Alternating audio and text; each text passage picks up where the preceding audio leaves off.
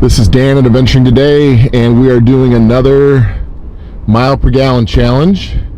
And like I always do, just resetting the miles per gallon at the same place on the on-ramp, and we're going to be running the speed limit. So what kind of vehicle do I have today? Well, you know, my 2017 Super Duty is back in the shop with the door latch problem for the second time this week, and my dealership's been nice enough to give me a loaner car on both visits. And so a couple days ago I had a 2018 F150 with the 2.7 liter and the 10-speed transmission, and I did this mile per gallon challenge with that vehicle, and I got 22.5 miles per gallon on that challenge. Now I'll make sure I link that video at the end of this one. So today I have a 2019 F150, and instead of having one of the EcoBoost engines, I've got the 5-liter V8. So this engine scores about 5 miles per gallon less than the 2.7 does on the highway. And this trek that I'm on right now is trying to, if you've never watched one of these videos before that I put together, what I try to do with these is try to mimic a morning commute that somebody might have if it's made up mostly of highway driving. And so the speed limit on this part of the highway is 65 miles per hour, so I set the cruise to 65 and try to, you know, not ever touch the brake until I get to the off ramp at the very end here, which is about, I don't know, it's 7 maybe 8 miles down the road. Now in between here there's a couple of decent sized hills, and the first one, the 2.7 liter, actually shifted down to 8th gear, which is what my 3.5 liter EcoBoost in my 2018 Expedition does also. Shifts all the way down to 8. There's a steeper part of the hill and a bigger part of the hill, and for some reason that 2.7 liter only shifted down to 9th gear on that part of the hill. So part of what I'm really curious about with this 5-liter V8 is the drivability factor.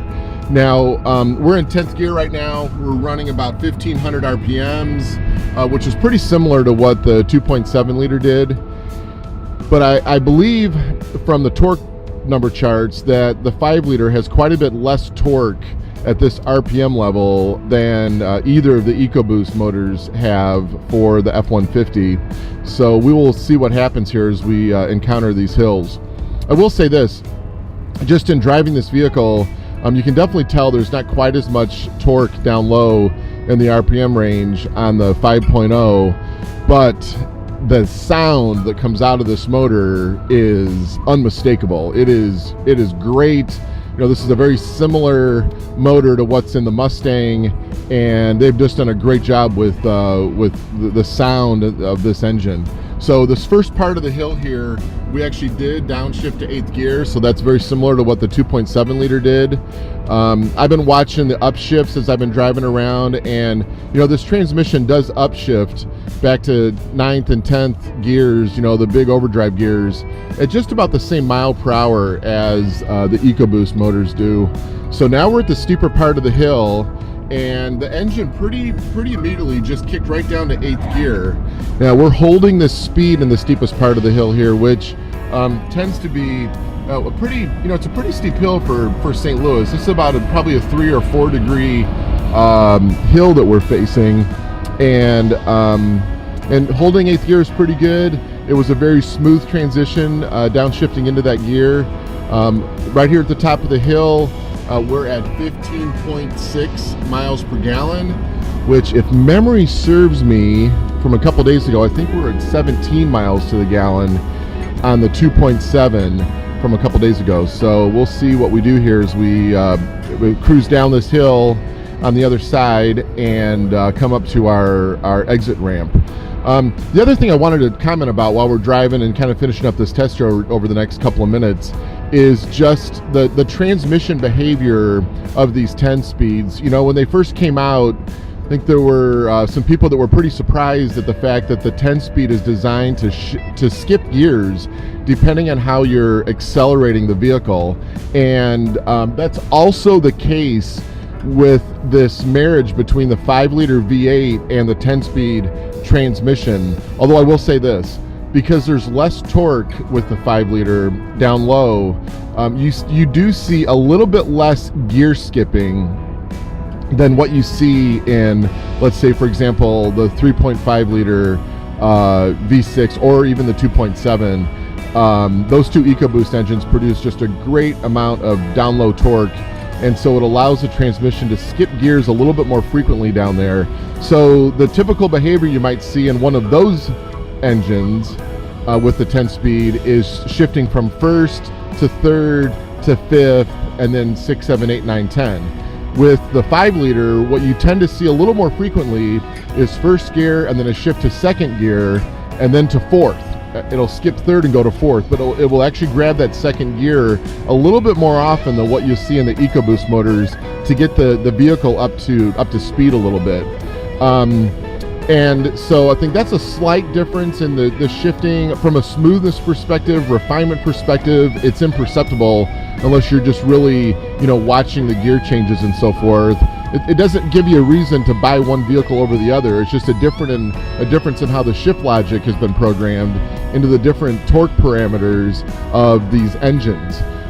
If you like that traditional V8 sound, this motor is probably the best V8 that Ford has put in an F150 series truck.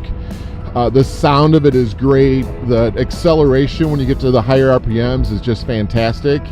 And and the long-term durability of this motor and the simplicity of it is really nice too. From a drivability perspective, if you like that feeling of low-end torque that might be actually even similar to what you might feel in a diesel motor, then you probably need to go with one of the EcoBoost motors, and don't underestimate the power that 2.7-liter generates. I think, in my opinion, it's the most refined motor that will surprise people the most that Ford makes right now. It just is so powerful. So this is where I take my foot off the gas, and we're coasting on down here to the stoplight.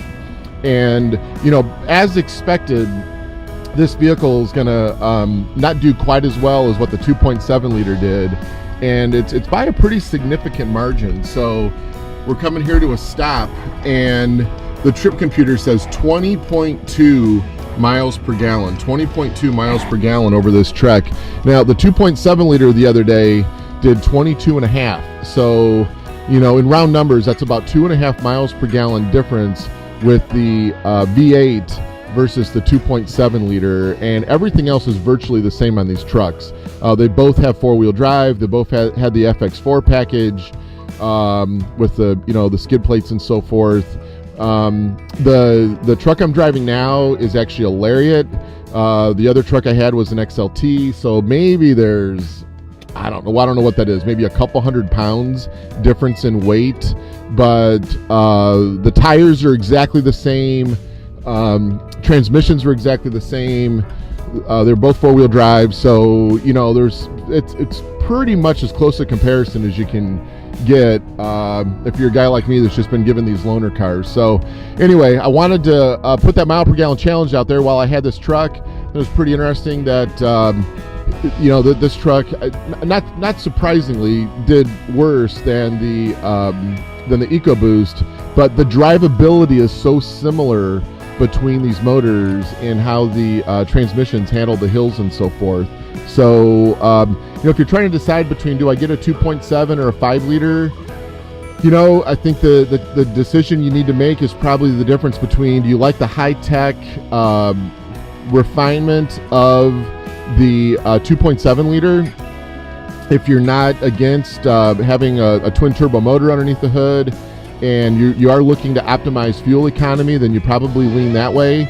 If you like the traditional feel of a V8, the sound of a V8, and you're not so worried about miles per gallon, then this motor is still offered in this vehicle for a reason. People love the V8. They love that V8.